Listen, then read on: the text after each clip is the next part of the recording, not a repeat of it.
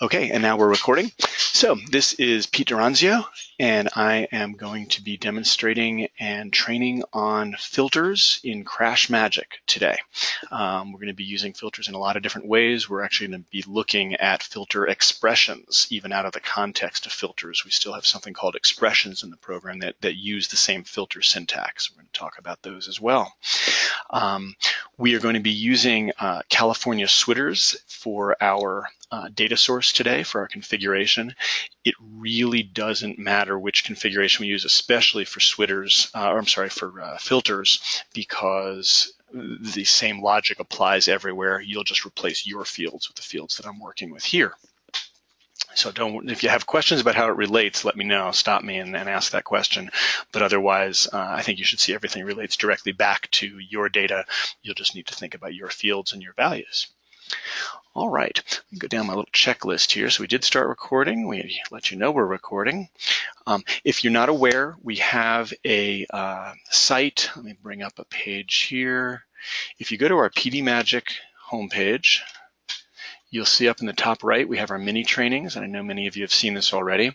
But if you click on mini trainings information, this is an article that describes what we do in the mini trainings. And then down near the bottom, we have a list of the upcoming trainings. There's our filters one today. Here are our prior trainings. And there are both specific topic trainings like today's filters. This is one we didn't record earlier, but we're recording today's and it'll appear here. And all our beginning trainings. What's nice to note here as well is if you jump into one of these, let me just jump into our charts and category lists and stop playing. And what you're going to see here is if you go to the video that does the training and you scroll down a little bit, you'll see there's something that says Crash Magic Support. If you click on Crash Magic Support, what you will get will include all of our mini trainings, and then it'll include all of them categorized. So these are topic-specific trainings. This is where you're going to find the filters one. And this is where you're going to find what we call charms. And the charms are really short. We've done only 3 of them right now, but you'll notice that they're 3 minutes long, 6 minutes long, 2 minutes long. Short little clips that show how to do a specific thing, how to set labels on your diagrams, how to create a location list, how to do a case ID list study. So each of those are very short, just to the point, not lengthy trainings. And we'll be adding to those as people make requests for information like that. We'll add them to the list there. It looks like our beginner trainings are not in this list. Interesting. So beginner trainings, you would just scroll through these trainings and find which ones are beginner trainings. And they're all labeled Crash Magic Mini Training, the date they were done, and what type they were: beginning, charts, case ID list, etc. So that's the full list of them. Any questions on getting to those YouTube videos? This nice URL up here, just ignore it. Use our links to it until I have something like 50 people subscribing to my videos, and that means they have to use their own personal account to connect to YouTube. We can't get a custom name up there. At that point, we would be able to put something like Crash Magic. We'll see if that happens at some point. All right, so there's our list of trainings coming up. And back to our main screen. Let's see what else we've got here. So the other person who's on the line from PD Programming right now is Tanya. Hi, Tanya. You want me to unmute myself? Yeah, you got to unmute and say, hi, Pete. Hi, everyone. Hi, everyone. Everyone wants to know you're really there. Otherwise, we just put Tanya's name there and we pretend someone's answering you. It's just AI responding to your questions. All right. Let's see.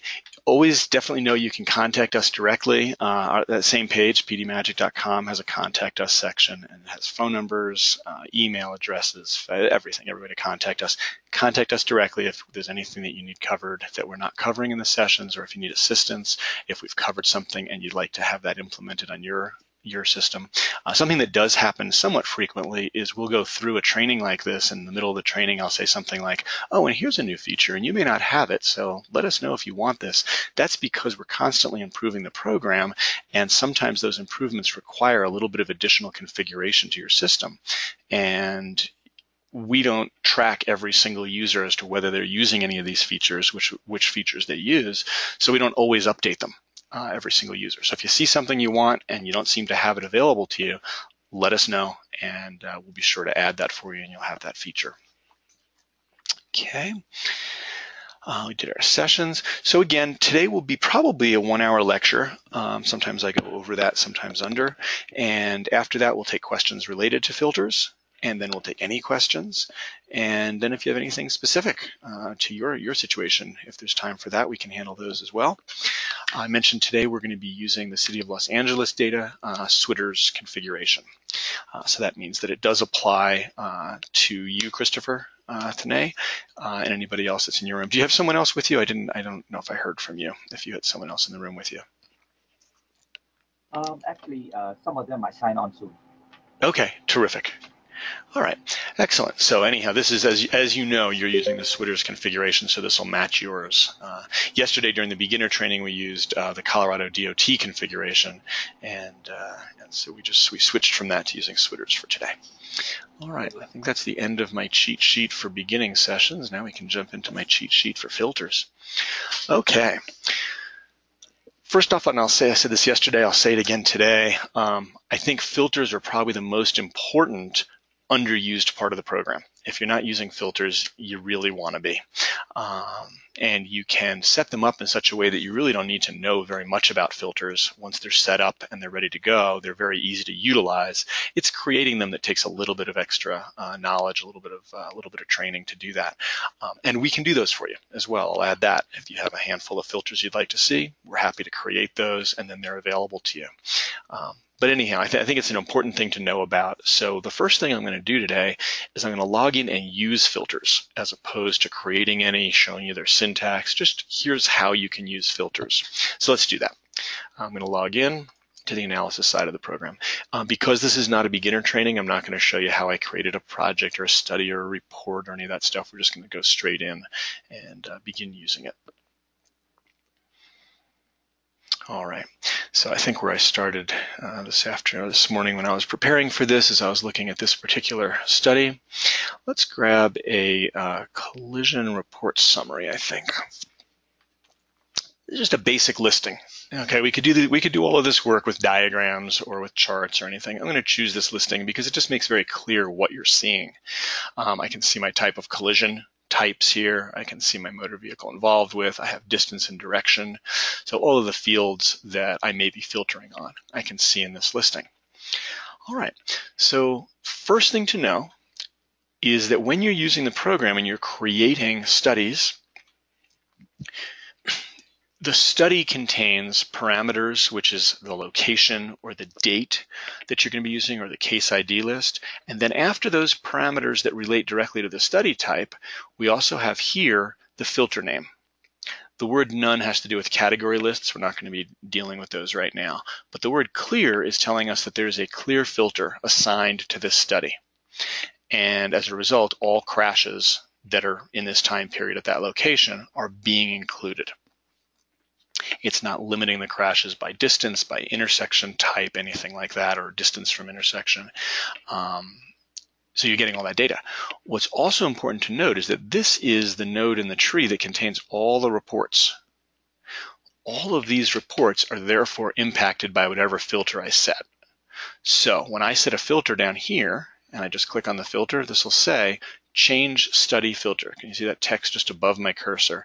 It says change study filter. Oops, make it happen again. Currently, it's clear. What that means is we're changing the study, not the report filter. So it's not just this report that'll change. This diagram will change. The severity chart will change. Everything will change. I'm going to click on the filter button, and I'm presented with a fairly standard dialog for the program, same type of dialog we use for other selections. This one contains filters. I'm going to skip some of my shared filters at the top, and I'll show you why in a minute.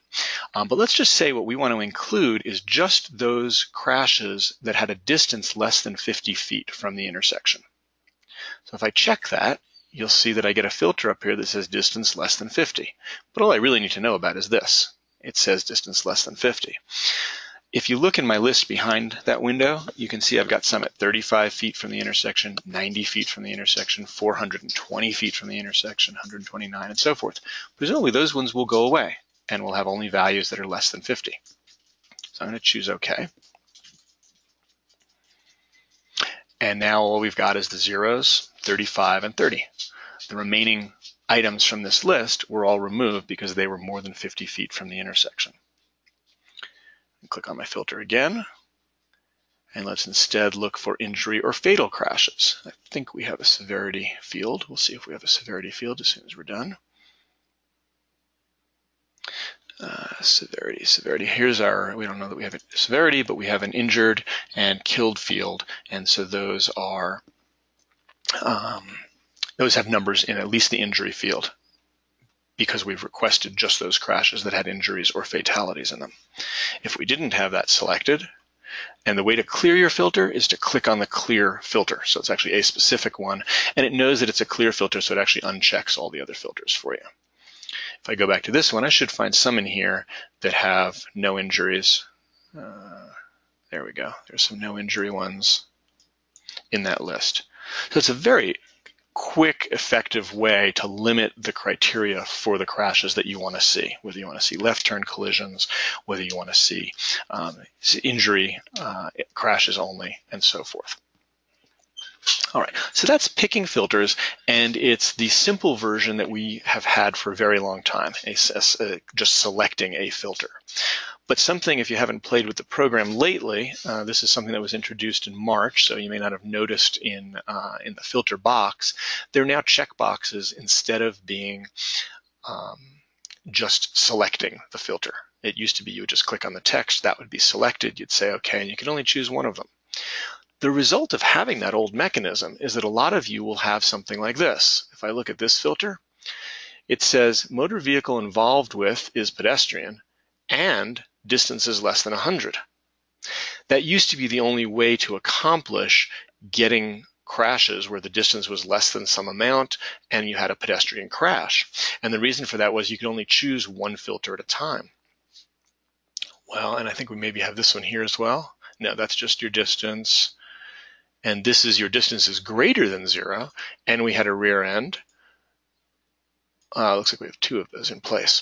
I'm not exactly sure why we're looking at that particular expression, but what is happening here is we're combining them within one filter, and that's really quite inconvenient to have to do that because I've been to some client sites and found you got 30 filters in place. And why? Well, because you've got one for distance less than 50, you've got another one for distance less than 100.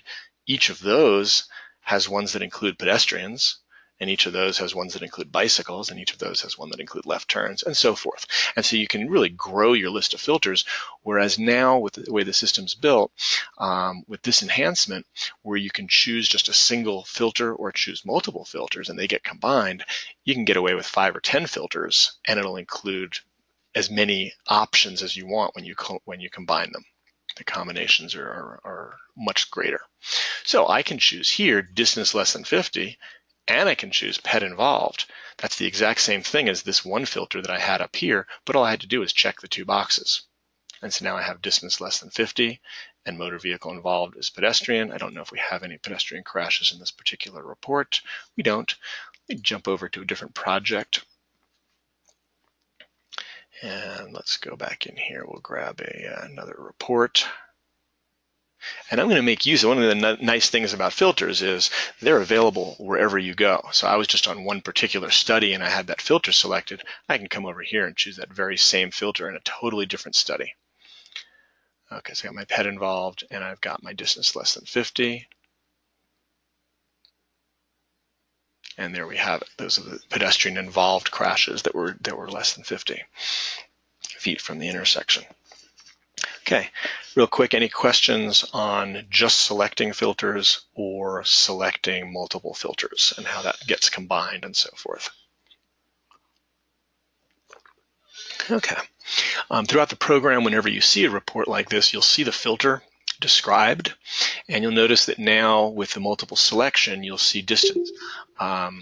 You'll see the 2 filter names included. So I have distance less than 50, comma, pet involved. I'll start right now with some of the more advanced stuff. So if you've done that and you want to have it say something different, right now you're restricted to what that particular combination describes. You chose those 2 filters, so we're going to put in those 2 filter names. This might get inconvenient if you choose 10 of them or if you have specific text you need to put on your reports. So in that case, what you can do, and I would actually just do this as a temporary measure, is you can create a new filter that combines those two filters. It says right here, combine checked filters. If I click on that, it combined the two checked filters and created a new one called combined. There's my combined one. And let's actually clear all these guys out and just choose the combined one. And look at this. This is kind of neat. You don't have to learn this syntax because the program is doing this for you. But what it did was it took your distance less than 50 filter and your pet involved filter and combined them into one, which you can now call peds near int. And while you do now have, peds near int, while you do now have yet another filter, it's one that, number one, you could delete anytime you want because it's not a unique filter. You're not losing the basis for it, which is your distance less than 50 and your pet involved. And in addition, because it's a combined filter like this, it's referencing the other two filters. If you change one of those other two filters, it will affect this filter. So if I change the definition of pet involved, if this is my pet involved and suddenly I realize there's another field that'll help me find out that a pet was involved where this one doesn't always work, if I change this one, this filter is referencing pet involved. It's not sort of a copy of it that you had to fill in. It's just referencing it, and as a result, it will be updated immediately upon changing the definition of pet involved. Questions on that? Okay, I'm going to get rid of peds near int. Okay. All right. So we've run through what we can do with the existing filters. I do recommend, if you are using filters already, if you've gotten used to having filters, or if you've been the person that prepares filters for other people, consider going back to some of your older filters and making them the new style that allows you to combine them. Because otherwise, you will have people in your organization who will be choosing, let's say this one, and making copies of it so that they can change that distance to 50 or 75 or 200, and you'll continue to have growth of filters that really wouldn't have been necessary if we just had ped related, because it would be as simple as this. Let's say if this is my list of filters, the new style filters, I could choose this one, distance less than 50. I could duplicate it, right? I can edit it. And I can change it, distance less than 100. And now I've got a distance less than 100 filter. And let's rename it distance less than 100. Okay, so now that I have a distance less than 100 and a distance less than 50, it's this easy to do peds within 100 feet, or to change my mind and do peds within 50 feet. I don't have to build any new filters. I don't have to change syntax. I don't have to copy and paste. I've just got those filters available to me. And of course, if those are promoted to shared, you put them up here as an administrator, then everyone has access to that. And it just becomes very easy to paste them together. All right. Let's see, so what becomes important here? My next note here is know your fields. And this is really pretty important. So some of you are using a configuration. Everyone has a configuration. Okay, when you license the software from us, we prepare a configuration for you. For some of you, you are using a standardized configuration for a particular state. Typically, it'll be a state. For example, Switters in California, Alice in Arizona. We have a new one for Colorado DOT in Colorado. Iowa has one, and so forth. So there's a number of agencies where the data is shared in a common format, and you use that. But that's still a configuration, even though you're sharing one with other agencies. You may also be one of those people or agencies where we've prepared a custom configuration specific to your request. So you wanted the following fields, you wanted the following lookups, and you wanted them handled in a particular way. So we built a configuration specific to you. This may also be the case if you upgraded from Intersection Magic and didn't want to take on a new configuration, you wanted to use the existing configuration you had. So in all those cases, you have a configuration. The biggest part of the configuration as we prepare it, the most important part of the configuration, is we build your database, we pick your fields for you, or we try to incorporate all of the fields that you have available, and we build lookup tables for you. And these are converting or mapping, if you will, the numeric values, typically numeric or even single character values in your data to longer names. Let me give you an example of that. Let's see. Okay, so right here, that's a useless one. Scroll down a little bit here. Oh, I can't win. Jurisdiction is huge. Okay, so here we go. So here's an example. This is Switters that we're looking at right here.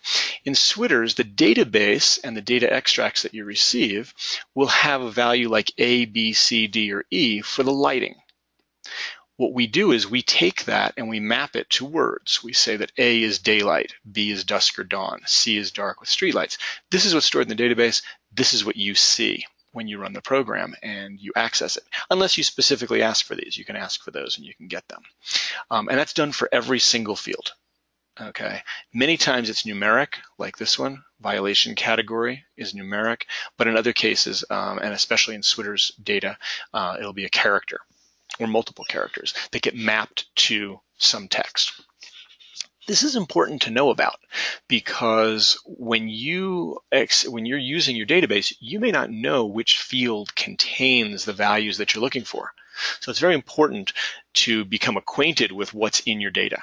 So the first thing, little pointer that I have here, and as a result of preparing for this training, I've decided we're going to add a button on here that just gets you a bunch of this information all in one place. But it is available to you as you run the program in various places. So I'm just going to point you to some of those places right now. This one here is not one that we talk about a whole lot, so it's worth knowing. If you go to the project, I just clicked up here on the project name. Yours might say main or project or something like that. Click on the environment tab. And on the environment tab is something called Lookups. I'm going to click on Lookups and say open that. And it'll open in another window. This is a list of all the lookup values that you have in your data. And what this means, let's see if we can find something a little more useful in here. One of the downsides of using standardized data is that we do really have to incorporate all of the lookups that are in there in case any user needs to be accessing them, even if it's less likely that they're using them. All right, so let's just say that we're looking for, I'll actually use this the way I use it. I'm going to look for injury. So I typed in injury and did a search in this web page for the word injury, and I found that collision severity is the name of the lookup that I want to be finding for that. If I want to find out if I had a bicycle, I can find out that motor vehicle involved with is a good place to find bicycle. However, looking here, it looks like I've got a few of them. Standard statewide vehicle type at fault. There's a few places where you'll find bicycle in the data. And that can be really valuable to know because you may find, for example, that if type of vehicle might be one of the places you find it, but it may be that in your particular situation, maybe your police department, maybe the state, bicycles may not be frequently coded as a vehicle.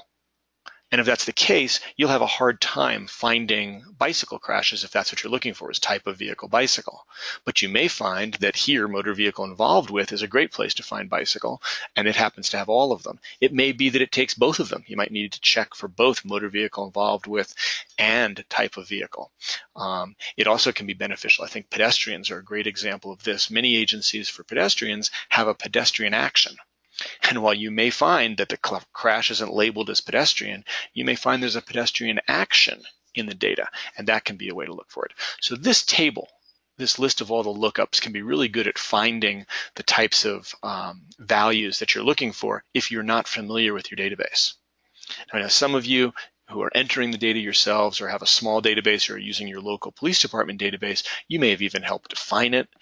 But in any case, you look at it frequently enough that you know.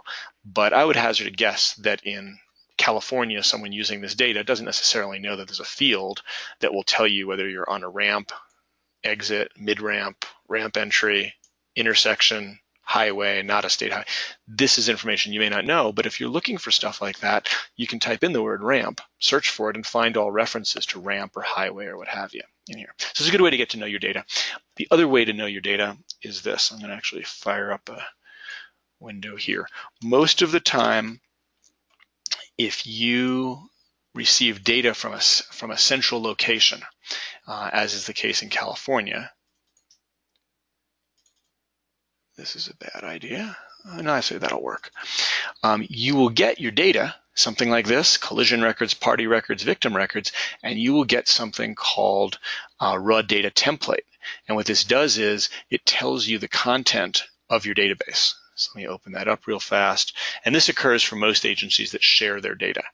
And so here's the definition. In this case for Switter's data, where it will tell you, here's the field name, here's the data length, here's the description, here's the possible values that you'll find in it.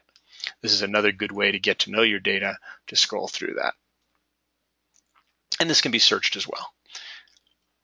I show you the version in the program because sometimes what happens here is these are not text fields, they're just images that you can't search.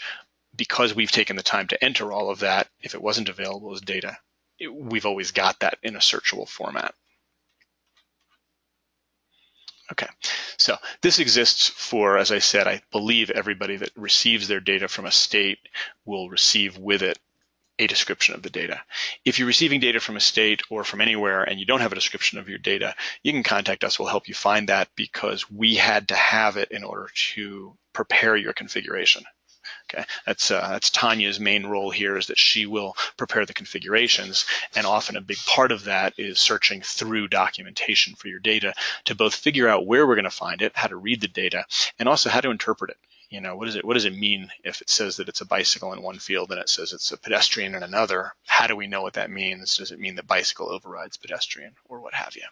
So we have a pretty good handle on your data. Might take us a few minutes to remember what we saw, what we experienced when we prepared your configuration, but we can always find that. We have pretty good notes on that. Okay, so any question on looking for the lookups here, searching through the lookups or their purpose? Okay, good. So Just a note.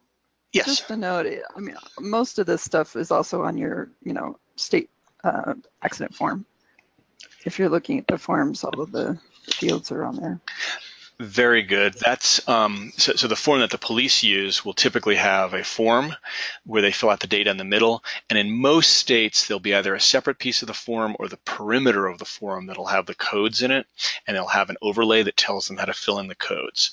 That's another great way to identify what data is available, and to some degree the values that are available. It may not help you with the field names. We try to keep the field names close to that, but at the same time, if we're handed a database from Switters or from Alice or from Iowa somewhere, we'll look at their field names and we'll try to be true to those. So if they've used different field names than are on the report form, they may differ a bit. So it's a great place to track that down. It might actually be handy to track one of those down and relate the field names that are on there to the field names in the database that we're using.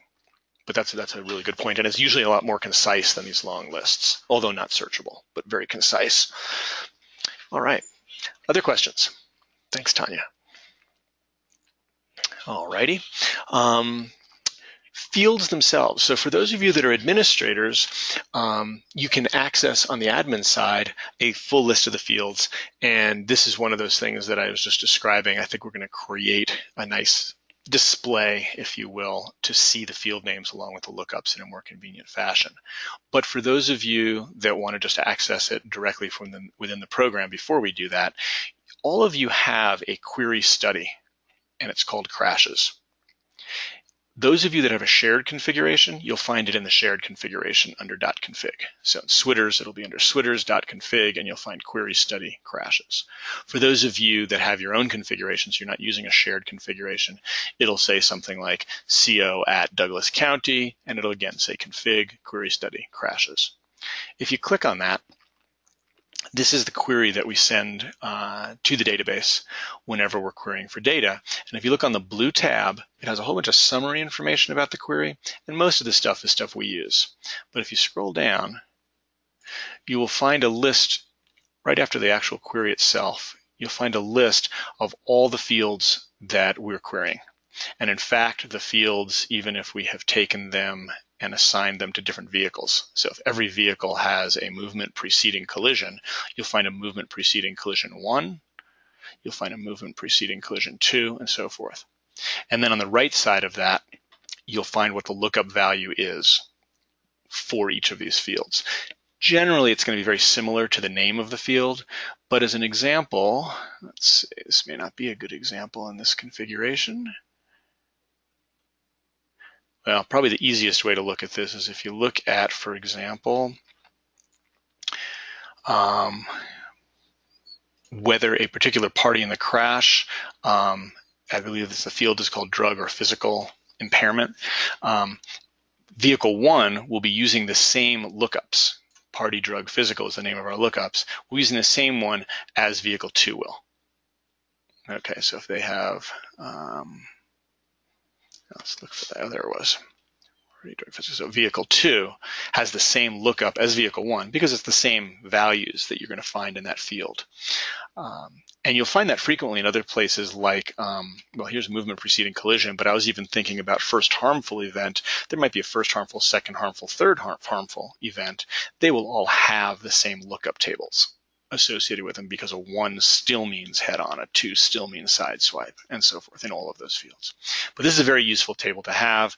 As you see, I've taken this from my cheat sheet and put it here. I just copied that off into Word so that I can have that list of all the fields that are available. So that in conjunction with the lookup list will tell you what fields you have and where you're going to find the values that you're looking for.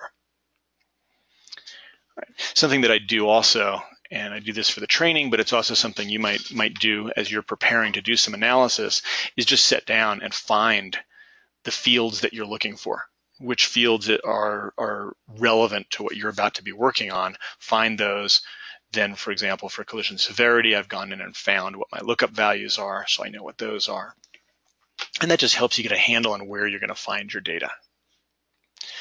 Because it's a very common thing to sort of go in there, look for bicycle crash, and for example, in fact, I think if I look for bicycle in here, I believe I'll find a bicycle yes/no as one of the fields. Here's bicycle collision. This is a yes/no field. Now let's jump down to the place I showed you. There you go, bicycle collision yes/no. That's handy, but what if for some reason it wasn't flagged as a bicycle collision? It can be more useful to look at other bicycle fields. So that's a reason why it makes sense to sort of research your data a little bit, especially if you're working with values or fields that you haven't worked with before, that are new. Okay, back into the program, to the analysis side. Any questions at this point? Let's pause for a sec.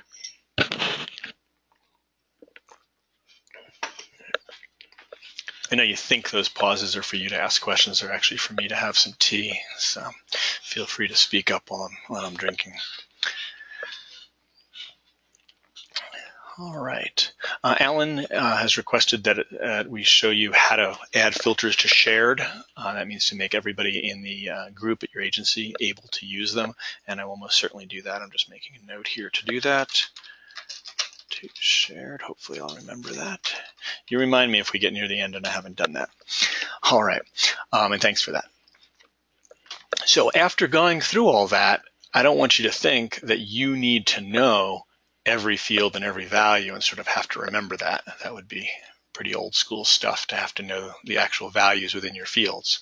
So what I'm going to do here, I have one here that is our distance less than 50 and pet involved. Let's make a new one. So I'm going to click on filter. I'm going to click on clear.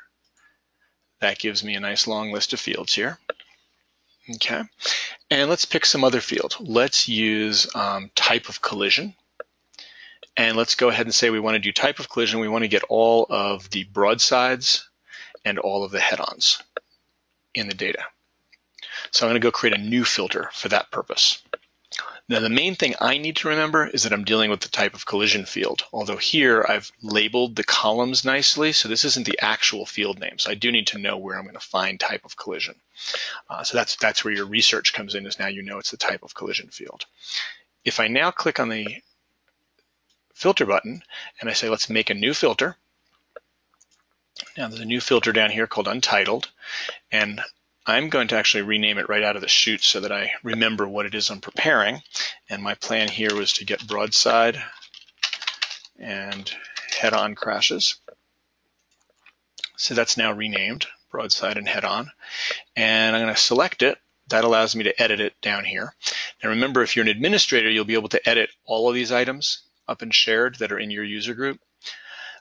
If you are not, you will just be able to edit the ones in your personal section. And then you would hand that to an administrator and have them put it up and shared. So what I'm going to do right now is I'm going to click on edit. Oh, and you'll see that, by the way, if you're not allowed to edit, if you click on the filter up there, you'll notice edit, rename, and delete all go away. The reason we have duplicate there is in case you do want to modify one of these filters and use it yourself, you can still click on it, duplicate it, and you'll have a copy of your own, and that one you'll be able to edit. So I'm going to choose this for myself to edit. So what I remember here is I have to work with type of collision. Most of your work will be down in this part of the screen down here. This can be handy if you're doing a little bit of advanced stuff, but for right now, very basic filter stuff, all we need to do is go in here and find the type of collision field, and I believe it's just called type of collision field. It might be type collision type, but let's take a look. Type of collision. When you choose type of collision, we will immediately go back to our own lookup tables and we will populate them with, we'll populate this box with all the possible values for type of collision. So broadside is one of the values I wanted to put in. And so I just enter that, add to expression, and it says broadside. I now want to say, I also want to include head-on collisions. You might be tempted to say and type of collision equals head-on. But I want you to think about what that's actually saying. I want to get all the crashes that are broadside and type of collision. There are no crashes in your database that are both broadside, both broadside and head-on. Okay, your crash is either a broadside or a head-on, but it's not both. So you have to say or to this. So what we're going to do is we're going to add in the expression that says type of collision equals broadside or type of collision equals head-on. Some of you who may be used to using Excel or any database programs or programming languages for that matter might be more used to syntax that looks like this.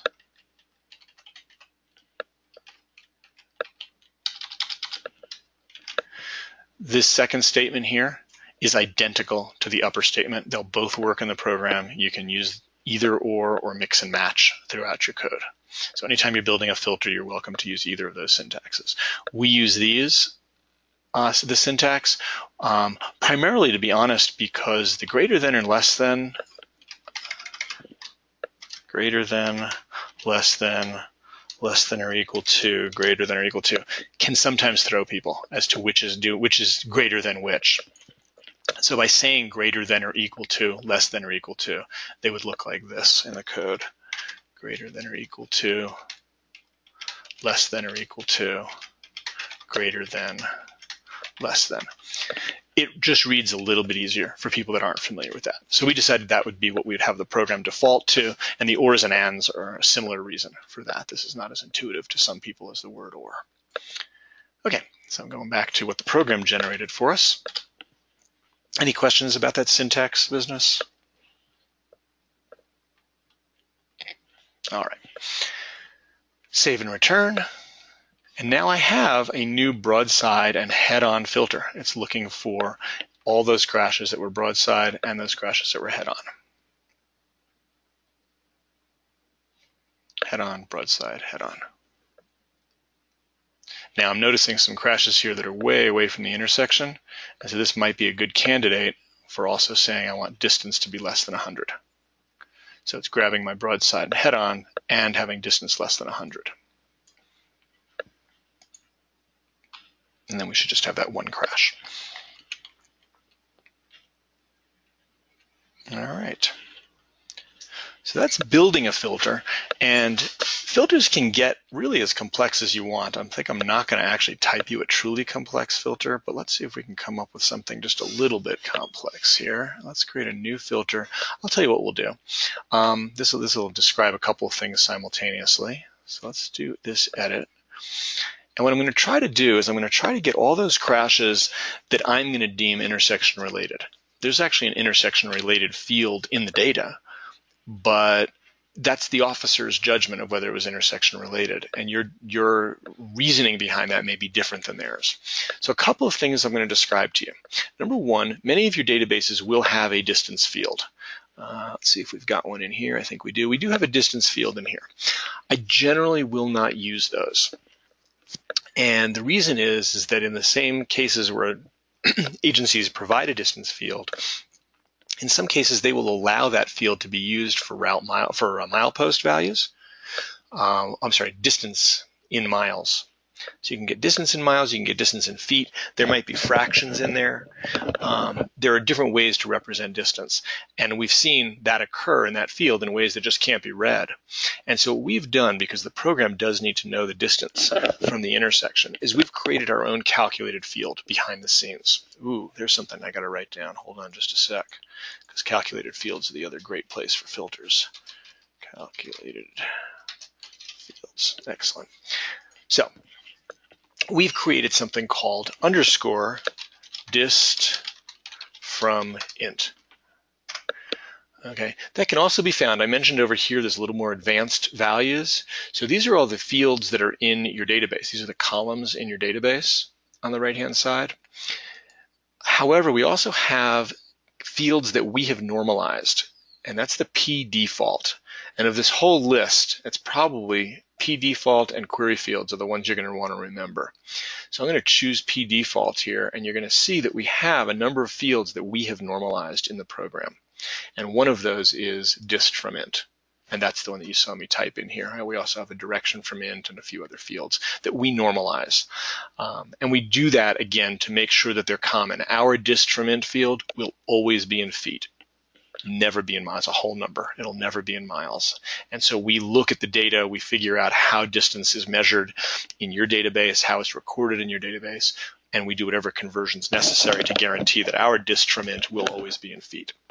So I'm going to use that one. I'm going to say dist from int, and I'm going to say that it's less than 100 feet. Okay, that's the start of my intersection related. I'm saying distance from intersection has to be less than 100 feet.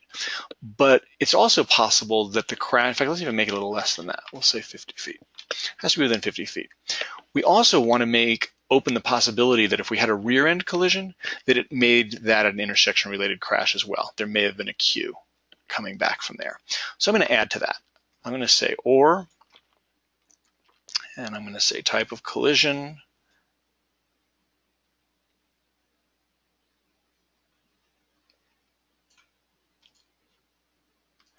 equals rear end. I'm sorry, that's not entirely right. We actually have to paste a couple of things together here. So I need to do my distance from intersection as less than 50, and I need to say or distance is less than, let's say, 200 feet, right? But now I want to say and type of collision equals rear end. So let's say I put all that together. Anybody want to jump in and tell me what's going to be a problem with this? Come on, drink some coffee. All right. Anytime you put an or in a filter or in any expression in any programming language, if you have an or in there, you need to add an extra set of parentheses. If you don't add, I'm sorry, you have an or and an and. If there's both an or and an and, anywhere in the expression. You need a set of parentheses to describe how you intend that to be grouped, because here's two ways to group this.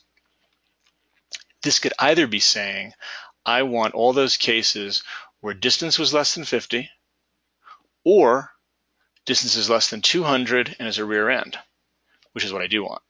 How the program could also read it is, I want all those cases where distance is less than 50 or less than 200, and in all cases, the type of collision must be rear end.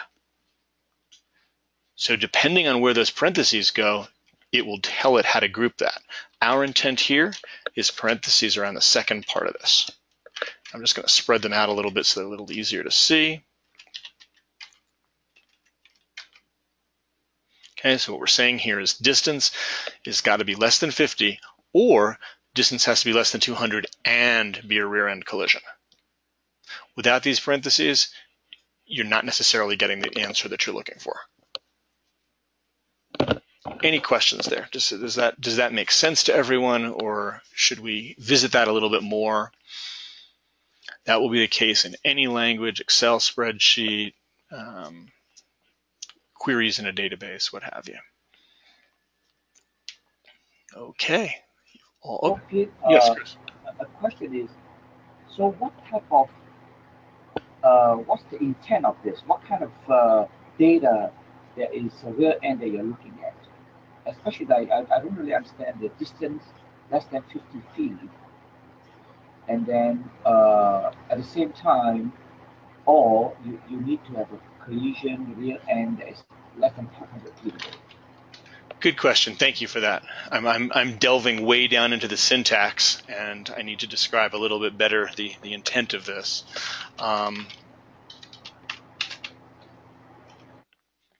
Let's take a look at an intersection here.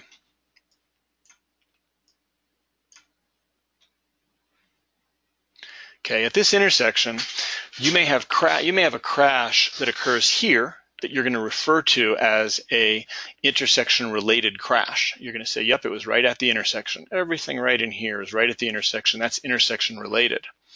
However, it's entirely possible that there was a light here and a queue formed, and there was a crash way out here.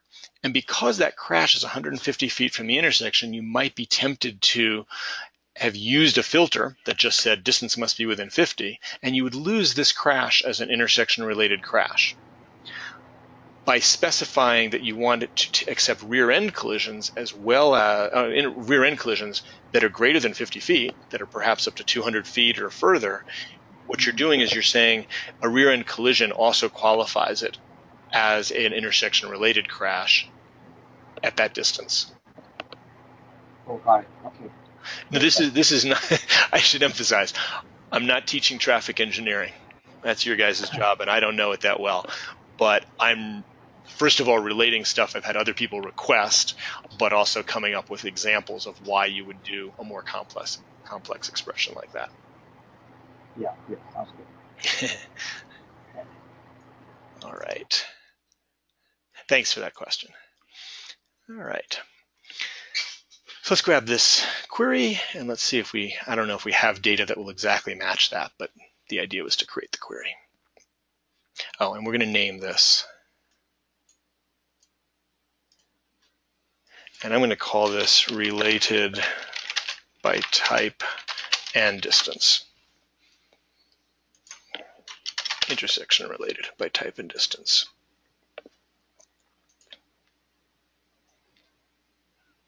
Let's see if we've got any here. So actually, what I'm going to do is I'm going to change that expression a tiny bit just to make the point here. See this one at 30 feet? I'm going to decide that actually my criteria is that an intersection-related crash is one at 25 feet or a rear-end collision. So I'm going to capture all those at 25 feet or those that were up to 200 feet and they were rear-end collisions.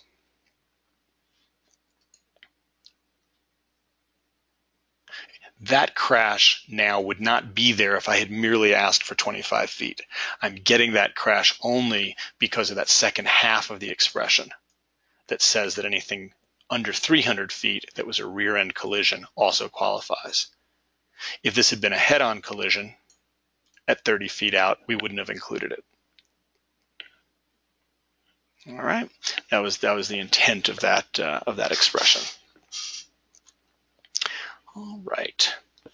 So once again, an important piece of this is now that I've created these, I may be that person in the office that likes to play around with those queries, likes to define them, or better yet, possibly I'm the person who likes to play with the syntax and the filter, and someone else has already given me a list of all those queries. Or I might be Tanya, and you may have given me a list of those queries that you want, and I am here to create those queries for you. So if that's the case, I go and I create all these queries and I test them. I make sure that they do what I wanted them to do. So I'm just going to take a quick peek at these, make sure these are all good queries. Got my broadside or head on. Got my distance less than 100. Distance less than 50, just making sure that these are all right. What I would actually probably do is I would run through and run each of these queries, make sure each of them actually gets the data the way I expect it. That's the job of the person creating the filter the very first time. Once they're created the very first time, now you can share them. So this is how you take those filters and you make them available to other users. What I'm going to do is I'm going to be an administrator, and if I'm an administrator, I have this little icon here that allows me to access the administrative side of the program. You know what I'd like to do here? Let me see. I'm going to do something a little bit different because right now I'm being both the administrator and the author of this, and that's not what all of you are normally going to see. I'm also administrator for all of these other groups, the Switters groups and stuff like that. I'm going to create a new user here. And this is a useful thing to know anyway, but I'm going to click on Los Angeles. And I'm going to create a new user. I'm going to call him Joe user. And we'll make his name just Joe, his login, ABC123 exclamation mark. I'm going to make Joe user an analysis user. In fact, I'll make him an administrator as well. Yeah, Joe admin, because he'll be a different kind of admin than I am. So we're going to make Joe an admin, and we're going to make him analysis and an admin. This is all it takes to create a new user, and I could click somewhere else, that'll save it, but what I'm going to do is I'm going to edit, I'm going to log in, I'm going to exit and log in as Joe. So if I log in as Joe, ABC123 exclamation mark,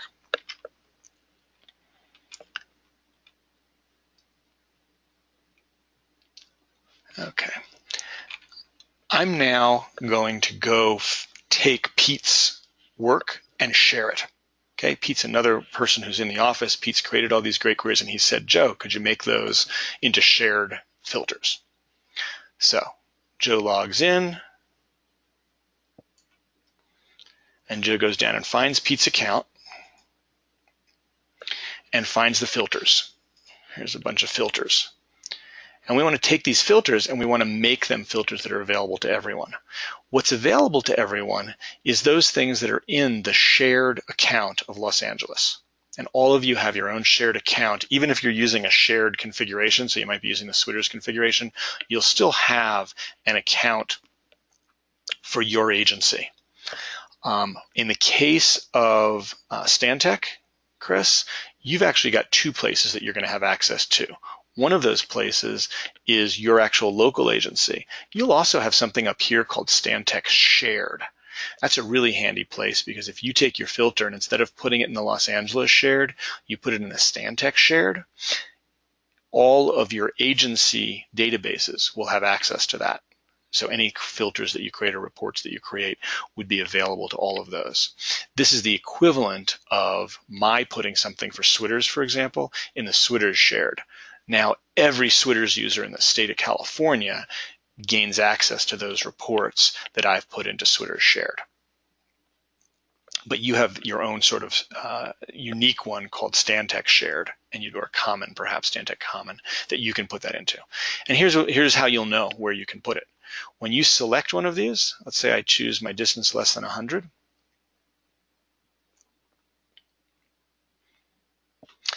First of all, you're going to get a message like this because I'm logged in as Joe and I'm grabbing stuff from Pete, and I don't see Pete's stuff when I'm running the program. When I run the program, Pete's stuff is private to Pete, right? That's his personal account.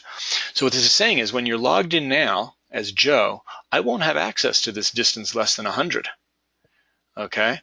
And so this is based on your current login, and it can be safely ignored if you intend to be editing a template that will be used by others other than this account, which is exactly what my intent is. So it's an important warning. You need to know that that's the case, that it's not going to be accessible to you when you click on it, because here in Pete it's not accessible to you.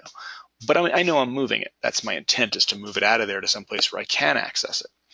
So you'll notice now on this screen, I've got my filter, distance less than 100. There's its name. And I've got down at the bottom where it is located. It's located in this spot in the tree. I can change that location. And I can put it into a different person's account, right? All the users, because you're an administrator, you can put it into any user's account in Los Angeles. But you'll notice I can also put it in Los Angeles shared. And that's our intent. So I'm going to choose shared, and it moves that filter up to Los Angeles shared. Okay, now everyone can see this.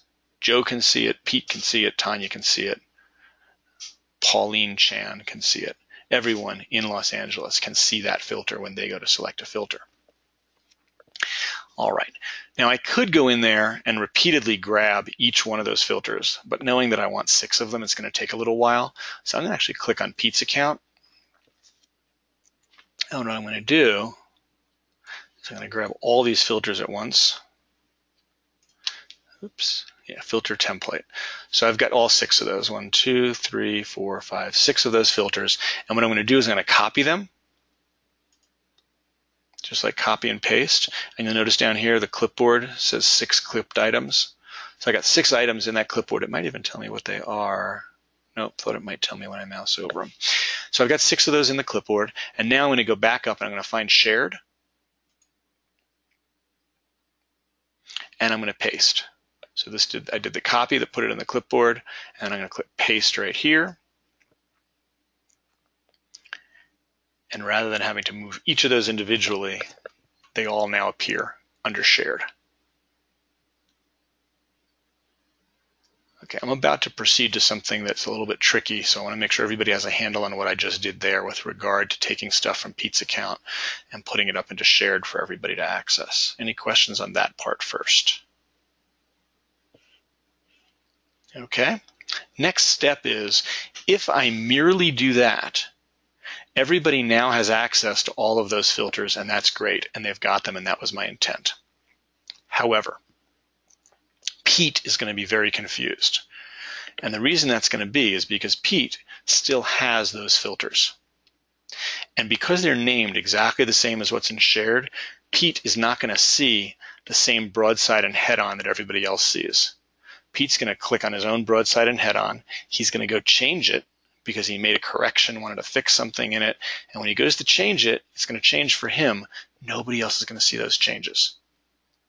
So the very next step that I would do if I was doing this, Pete may still want to be working on it, and you may have had a conversation with him and decided that that's how it's going to work. He wants to have his own copy. But what I would normally do is I would make sure that Pete doesn't have a copy of these anymore. And I would delete all of Pete's filter templates that I've just copied up to the shared account. And now when I look in Pete's account, there's no more filters, and all those filters are just the shared filters up there. Now that happened automatically for the one that I moved when I did the broadside and head-on, and I just clicked down here. That was actually a move operation, not a copy. But when I did the copy here and the paste, it wouldn't have removed it out of Pete's account. And that's why I explicitly deleted it. Questions on that? All right, Alan, hopefully that answered your question about how to get filters to shared and added to there. And again, big emphasis on create the filter, test it, make sure it works, and then move it up to shared. And by the way, the next good step to do is to go try it out and make sure it actually does work there.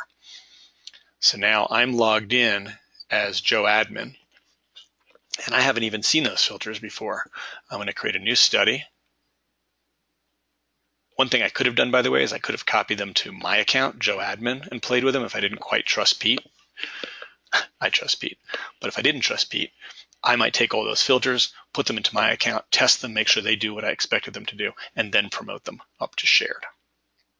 But now we'll take a look at this and we'll see, do I have those filters that I expected to have? And here they all are as shared. Okay, got my pet involved, intersection related.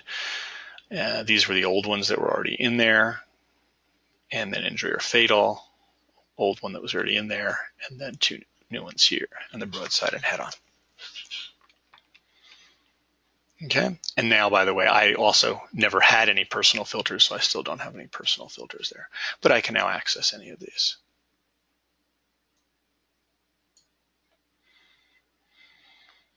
All right.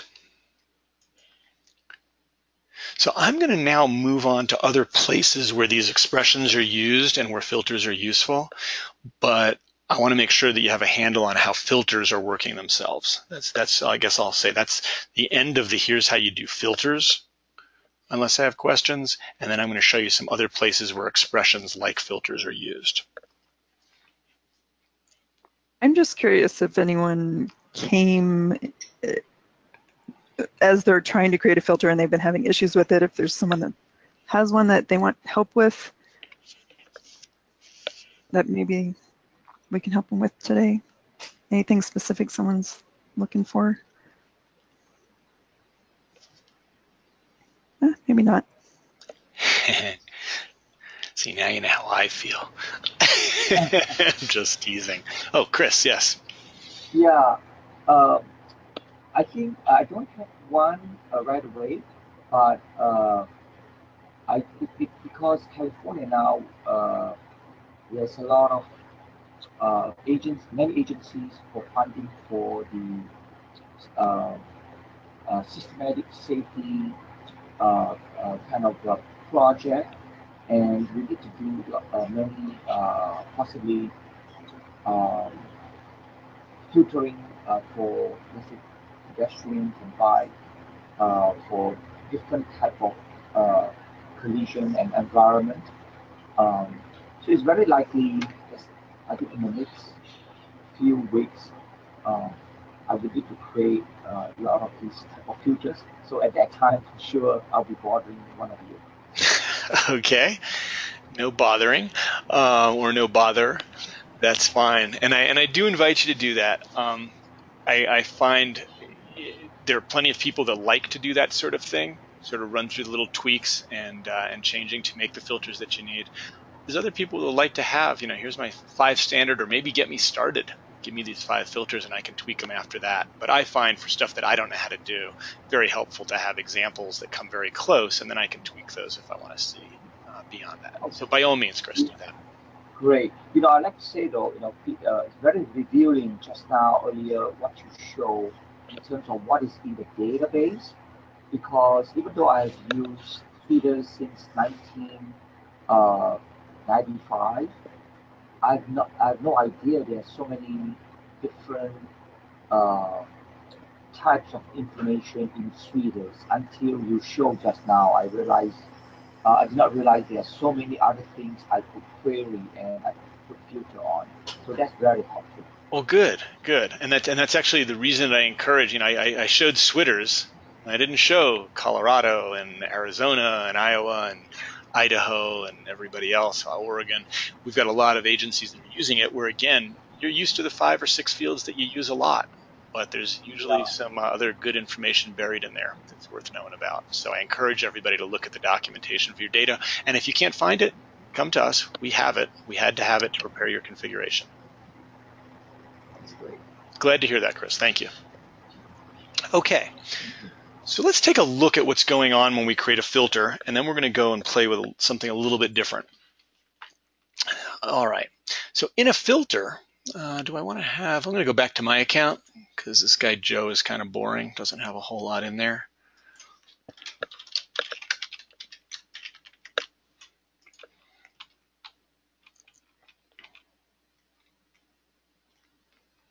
So I'm going to describe to you, let's take a look at a report here. See, is this pedestrian? This is pet involved. I think this is what we want.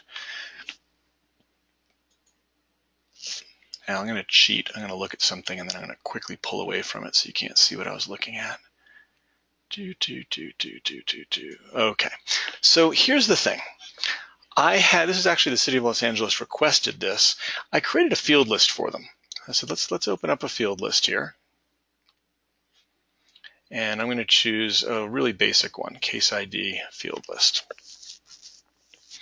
And I want to know information about a piece of information about the crash, and here's what I'm going to choose from. I'm going to first of all going to duplicate my case ID. So I get case ID copy, and I'm going to go edit that. I'm not going to get into renaming these because we're not really talking about the field lists here. We're talking about the expressions within them. So let's say I put in motor vehicle involved with.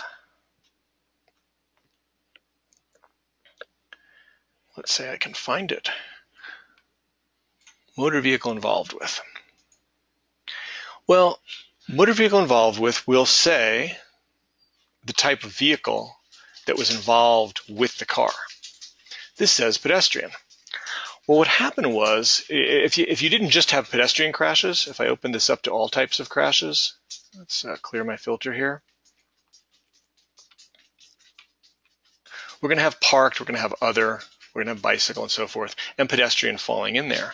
But what I had as a request from Los Angeles was, can we know more about the pedestrian collision, but only when it's a pedestrian collision, right? So I don't want a whole other column here that says what the ped was doing. That just takes up too much space because most of my crashes are not pedestrian crashes. So if I had, 10 columns here and I had 4 pedestrian crashes, it's kind of a waste to use a whole column just for that information. So I want to somehow show it in the event that it's pedestrian, but otherwise don't show it. So here's what I built for them. I built them, actually it's this one right here, collision report summary. And what you'll notice happens here is motor vehicle involved with says parked motor vehicle, other motor vehicle, but look at this. Instead of just saying pedestrian, it says pedestrian crossing not in crosswalk. Pedestrian crossing in crosswalk at int. Pedestrian in road, including shoulder. So it's showing more than just the word pedestrian, even though motor vehicle involved with only has the word pedestrian in it. That's the only thing it's got. So where did we get this other information from? This is pedestrian action. And we've combined pedestrian action. But notice that the other fields, parked motor vehicle, don't show a pedestrian action. There's not even the dash, right? We're not pasting together anything up there. So how was that done? Well, when you play with filters, think of filters are expressions, okay? A filter is an expression, but a filter is what's called a Boolean expression. It's a yes or no. So when you're building a filter, you're always making the thing either pass through the filter or not pass through the filter. Those are the only 2 options. Either yes, this crash matches the filter, or no, the crash doesn't match the filter. An expression is more general. An expression has the same syntax as a filter, but it can return text, it can return numbers, it can return Booleans, it can return different data types than just a filter. Let's look at how that was used here. So here's our collision report summary. Looks like I've got a copy, but I don't trust that that's right. So I'm going to delete this one. And I'm going to duplicate it. Okay, now I've got a copy that I know is exactly the same as the one that was up there. I'm doing this because I don't want to edit the real one. As a normal user, I wouldn't have access to edit the real one, the shared one, but I do as an admin, but I just want to edit a copy of it. So I'm going to click on edit. And here's what I'm going to find. Here's the list of columns.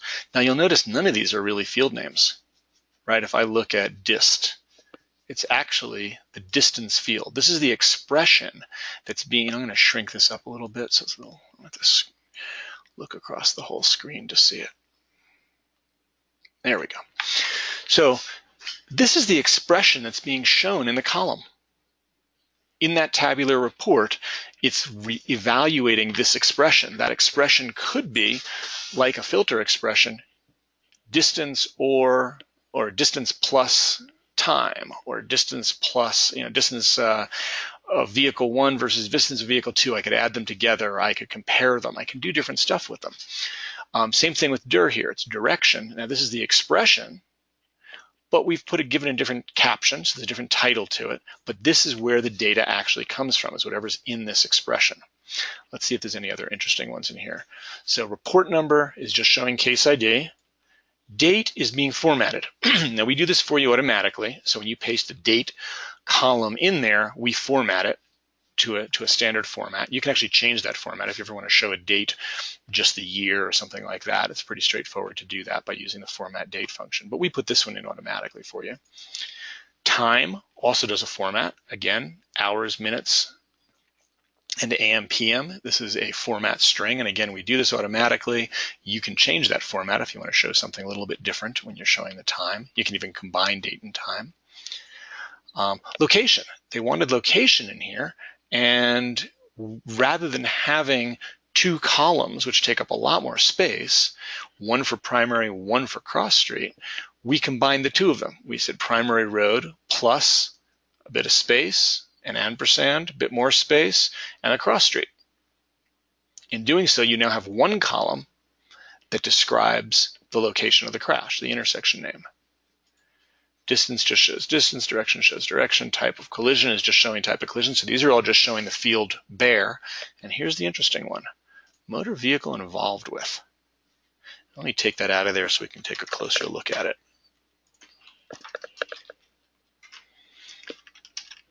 Okay. So what we're doing here is we're saying grab the field called motor vehicle involved with. Okay. Now let me also describe. Let's take one more peek at something else before we go too far into that. When I look at type of collision is just a letter, A, B, C, D, E, F.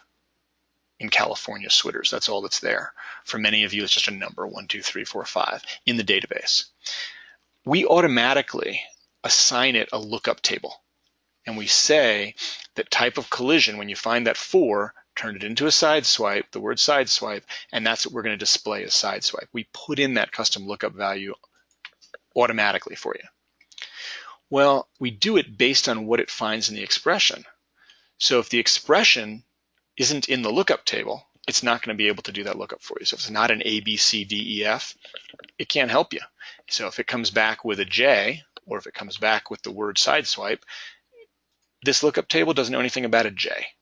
So it won't be able to show you a lookup, and it'll just show you the letter J.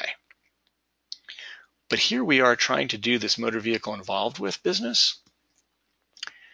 And motor vehicle involved is just, let's just say, a single letter. It's a J. Or it's not, it's a C, right? And so if we just put that in, if we just said at the beginning of this expression, motor vehicle involved with, like this, we would get the letter C. And in fact, in many of your databases, since it's a number, we'd actually get an error because we'd be trying to add it to something else that's not a number, and we get an error. Here's the important piece to take away from that. If you use the field name with an @ sign at the beginning of it, we do an automatic lookup on it. So @ motor vehicle involved with resolves to pedestrian, car, bicycle, other vehicle, whatever's there. The actual text, it doesn't come back with just a single letter. So what's happening here is we're getting motor vehicle involved with. So in this case, if we had it involved with a bicycle, it's going to have the word bicycle. If we're going to have it with a pedestrian, it would have the word pedestrian. And if we had it as another motor vehicle, it would have the word motor vehicle. But we add to that something. So we're taking whatever's in the motor vehicle involved with field, and we're adding to that. And we're using a function in the program called if. This is almost exactly the same, I believe, as Excel. If motor vehicle involved with is pedestrian, and this is straight, you could grab this from the filter editor. You could go into the filter editor and say motor vehicle involved with, compare it with pedestrian, and you could copy that and put that right here. So motor vehicle involved with, if it's pedestrian, then put in a dash, and then put in the lookup for ped action. This is the else statement. This is the otherwise statement. So if it's pedestrian, fill it in with a dash and a ped action. Otherwise, just put a blank there. Add nothing to it. That's what's in this box right here. It doesn't need a lookup anymore, right? It's not using a lookup anymore because it's irrelevant that it's there, but we're doing our lookups automatically here. We're doing or manually here. We're putting in an @ sign to make sure the lookups happen. So the result of that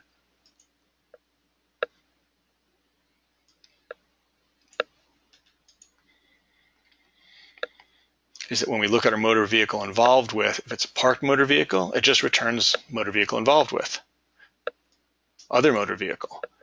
Here's one where it found a pedestrian. So it said, oh, I found a pedestrian, add a dash, and add the pedestrian action.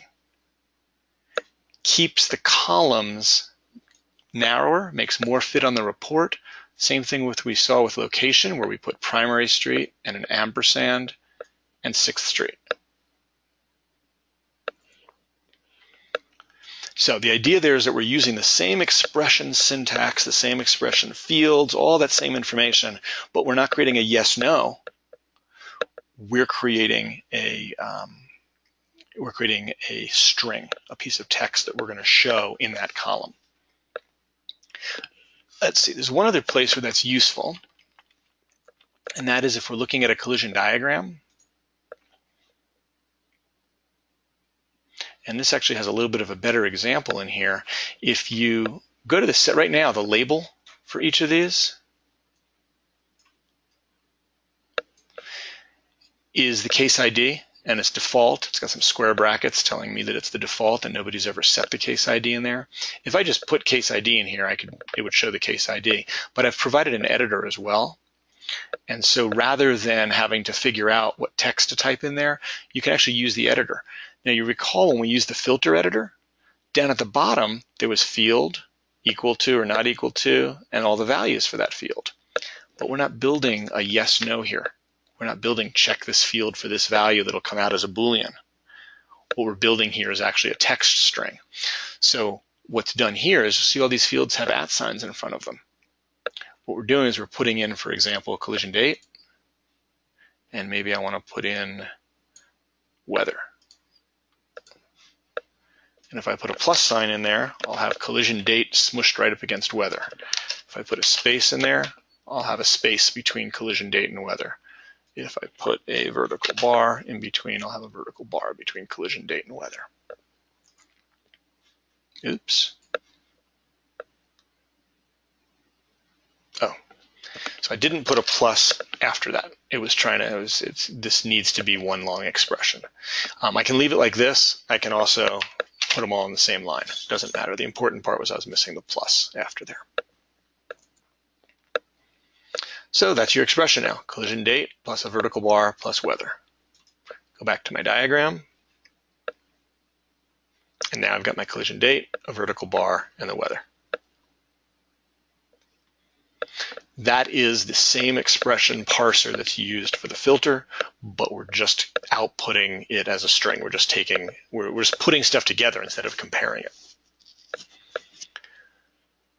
Okay, I have one more place to go, which is sort of preserving, if you will, these filters in a more easy to use way. So I'll do that in a moment. But first I want to make sure that we don't have questions for what we've covered so far.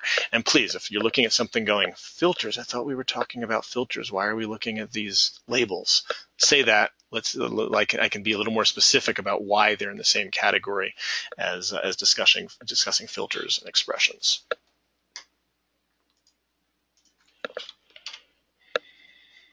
Nobody's keying their mics. All right. Okay, so here's what we've been doing, right? We've been playing with all different manners of expressions. Well, let's say that this right here is an expression that I want to use. I want everybody in the agency, actually, to use this as their label, or at least have it available.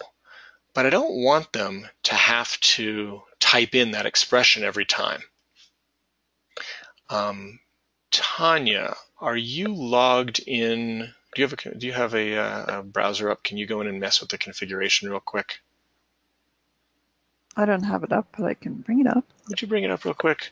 Would you go in and make sure, and you can, it's okay if you butcher Switters as well on demo. Just remind me when we're done. Go into the calculated fields, make sure that there's a V user defined, and make sure that the crashes query is using it, and then give Los Angeles a V user defined. I'm asking Tanya to do this behind the scenes because everybody should already have this, but this is a demo configuration and we may not have it on here. And I don't want it to totally confuse you when I jump to the other side. I want this to just be one simple step, not a lot of complicated steps. So Tanya's about to do all the complicated steps, and then I'm going to do the simple step. So here's what I'm going to do first. I'm going to say, I've got this as a label, and this is an expression that I want to use. I'm going to grab this. Let me show you where I'm putting this. Let's see, we're going to grab Notepad. So I'm opening up Notepad, and I'm going to grab a label that I know I want. That's this one.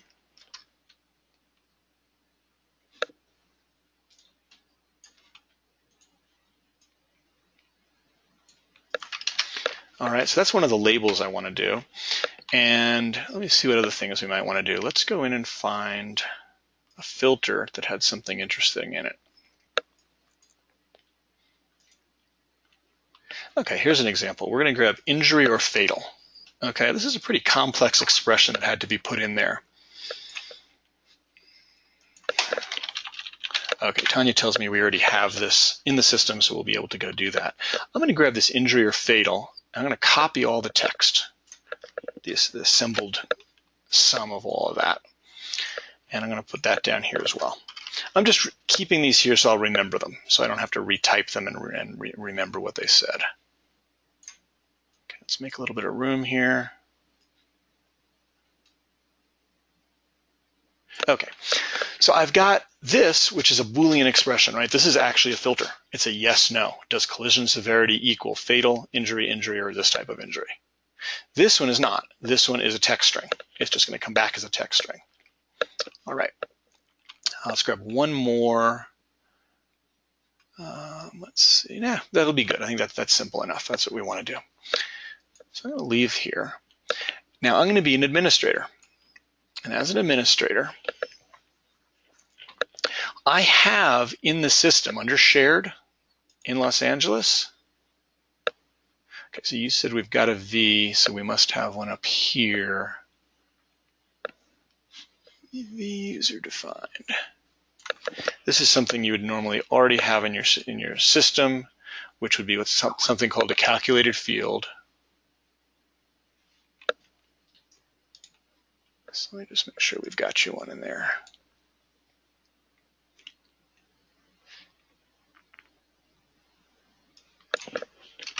Okay, all this is a list of calculated fields, and what we've done is we've allowed for users to create their own calculated fields by putting a V user defined in your shared.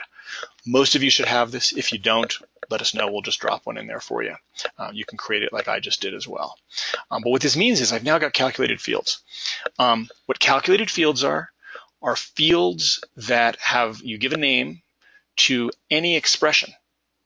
It can just be another field. It can look at multiple fields in the database. It can look at today's date and compare it to the date of the crash. It can look, and we've done this before, it can look at the birth date of a passenger in the car or a driver in the car and compare that to the date of the crash to come up with age. And we do that all the time. So what a calculated field is simply an expression that lets you look at other information, assemble it together, aggregate it, and give you a value. Sort of like what I'm looking at here, right? That kind of an expression. So what I'm going to do here is I'm going to create a new calculated field. And the calculated field I'm going to create is called is severe. Okay? Now is severe, just by putting the word is, suggests this is Boolean. Calculated fields can have all different types, but this one came from a filter. It's a Boolean, and that's what I want to have it represent, is this a severe crash? I'm going to grab this text, paste it in there, do a quick test, parsed OK. I now have essentially a field in the database that I can use in filters, listings, and everything that's called is severe. And it'll return true if it was any of these types of collisions, severities. And it'll return false if it's not. Let's grab another one. I'm going to call this main label. Now this label is going to be this business right here. It's going to be our collision date plus the weather. That's going to be a string. That's just a piece of text. I'll put that in there. Test that. Got it. So now I have an is severe and a main label. And because my memory is lousy when I'm doing trainings, is severe, main label. Okay, we can drop back to the program. Let's go look at our collision diagram. Looking at my collision diagram, I've got this complex expression here. I could just change that to main label. Exact same thing, but now I don't have to remember that entire long expression. I've created a main label. I could create label 1, 2, 3, 4, 5 and know just which label I'm going to use each time. If you need help when you're building that, remember where I put that? I put that in something called v_user_defined. Let's say I don't know where main label is. I don't know what it's called. If I click on this ... I told you you'd mostly be looking at query fields and at pdefault. Those are our calculated fields. Well, the other ones we've got are v_user_defined. Okay. You may confuse that with user-specific. These are ones we created for you that are unique to your configuration. But v_user_defined are your own. Those are the ones you've created. You created an is severe and a main label. So I click on main label, insert it, and now I got main label populated for me. Same idea. So this can be really helpful if you have users that don't want to assemble those themselves, know that they want to change labels. You can go put in there label 1, label 2, label 3, and you're on your way. Something else you can do, since we've created these calculated fields, is I can go into my filter. And right now I've got a clear filter. Let's create a new filter. So I create my new filter, untitled. I'll go edit it. Okay, same idea. I could look through my regular fields and go build my severe crash, but if I know this is one I use commonly, I can drop down to my v_user_defined, is severe, insert. That's actually all you need for the expression. Is severe is now doing exactly this stuff right here. It's checking to see all those severity values and whether they match. If it's more intuitive to you, you can say equals true, but you really don't need it. It knows that that's a Boolean all by itself. So I say is severe, and I return, and now that's all that's in there is severe. And what I'll get is all the crashes that were injury or fatality. And that's why they've all got injury symbols. Okay, so all we've done is we've taken the filter and we've said we're going to create a calculated field based on what was in the filter and given it a name. And that sort of becomes a named filter, if you will, which is what a calculated field is anyway. So it allows you to do that. And you wouldn't want to do that for all of your filters, but you'd want to do that especially if you want people to standardize on certain things in their filters. You could do that. Essentially make sure that they can't be editing or they're not being exposed to the syntax of the filter.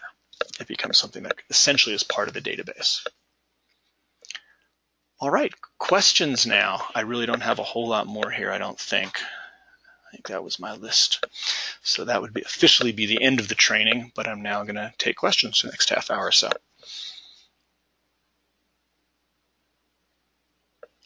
I see Chris Key.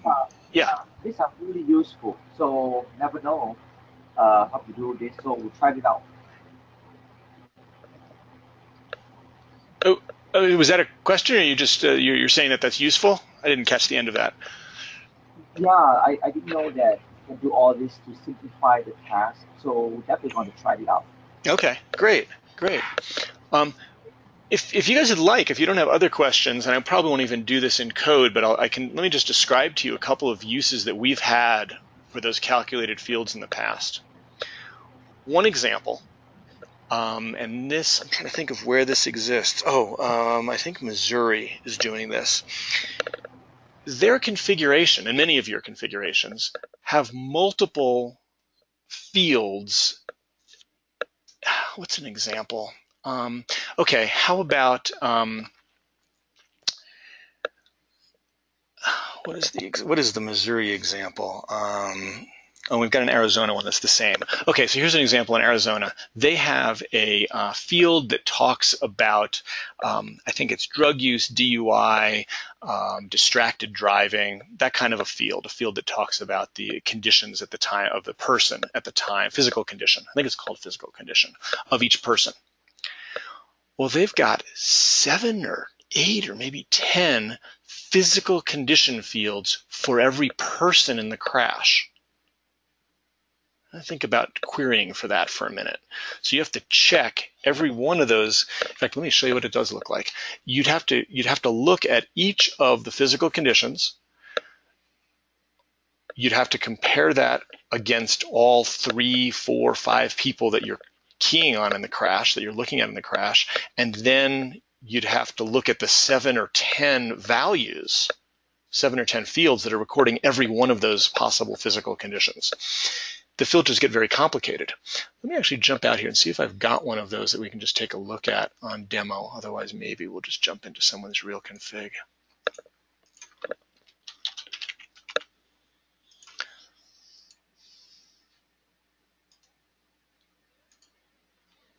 I'm going into the admin side of the program without first going into analysis. It's just another way to get to admin, same idea. Let's see if we've got this in here.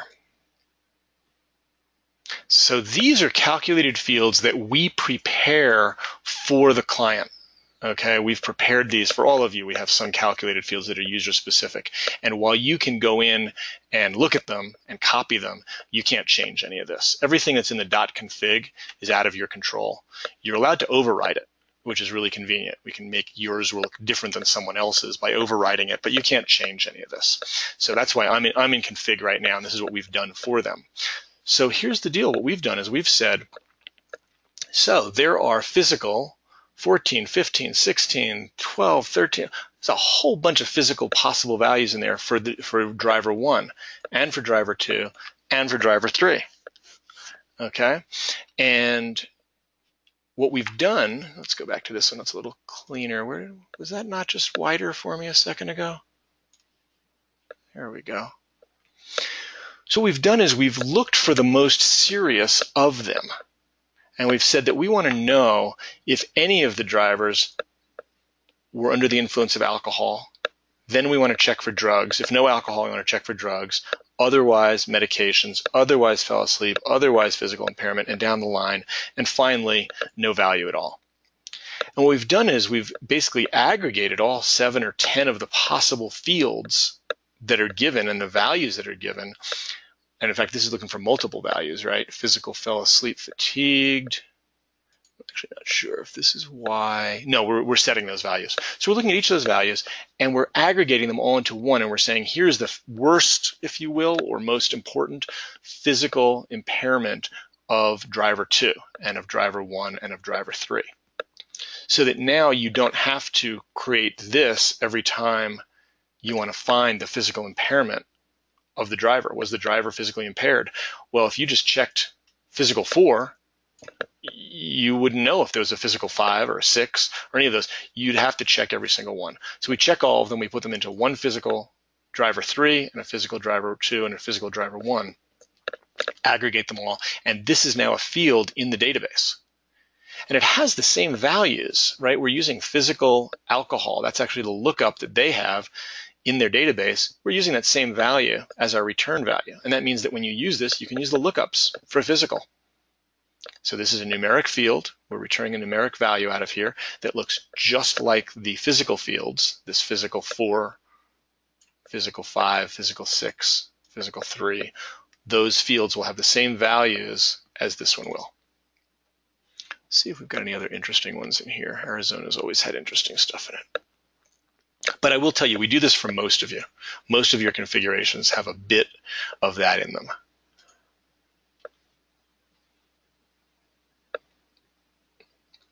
And again, if you let us know that you've got a particular field that is a challenge to work with because it can have so many different values, or you want to look against multiple different vehicles or people, this is a solution to that.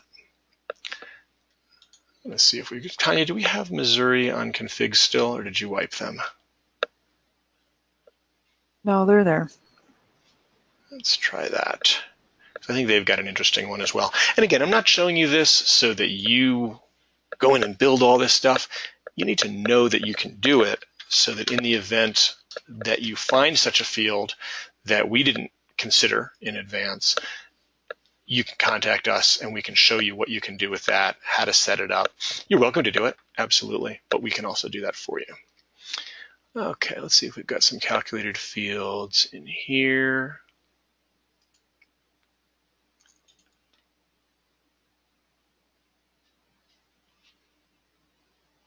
Okay, we did some special queries for some people, and we've done this, I believe, for everybody that's on the line right now. There is a ped and a bike count in your database that is able to look at all the peds and bikes, not just the first 3 vehicles. Here's a doozy. Let me see if I can describe what this is doing. See if I can remember what this is doing. Turns true if vehicle action represents one of the vehicles in an action. Okay, so they have a field called vehicle action. And their vehicle actions, some of them are actually the vehicle's doing something. Some of them are not. They're like the vehicle was blue is one of the fields, and so, or one of the values.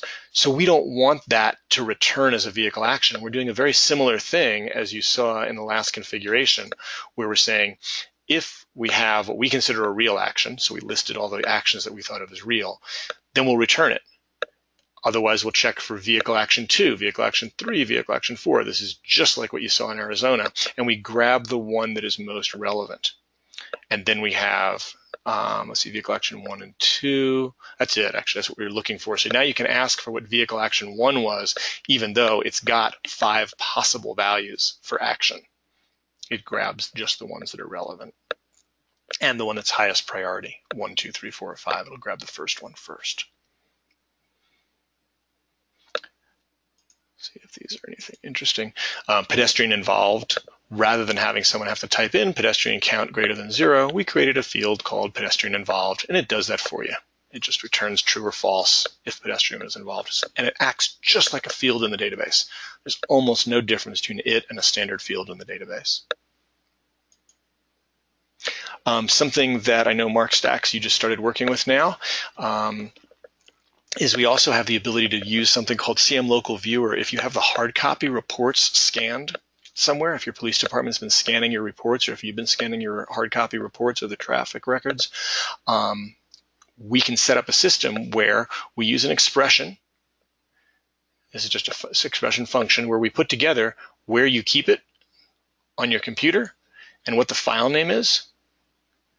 And you can now have something called CM Local Viewer XML as a field in your click on, and when you click on it, it opens up this file on your local hard disk.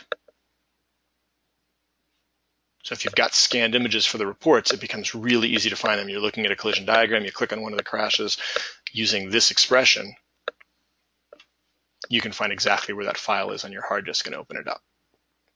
In this case, again, we're using an expression here. You can tell it's an expression with all these pluses and so forth. We're basically saying this is the directory it belongs in.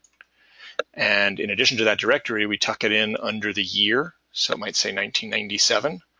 And then the file name is the case ID number plus a PDF, or the case ID number plus a TIFF, one or the other of those. And we'll look for both of those and try to open them. Okay, quick show of hands. How many people did I just kind of blow away with confusing information? Nobody. Good. Well, if you have fields that are complex to look at and you feel like there's a lot of work to get the information you want out of them, calculated fields are a great way to do that. They always start with making them as a filter or as an expression in a field list. Once you've created that and it's working and it does what you want, then you can create the calculated field that sort of makes that permanent, becomes part of your configuration, and makes it really easy to access by giving it a name. I am done for today. I'm actually right now going to stop the recording.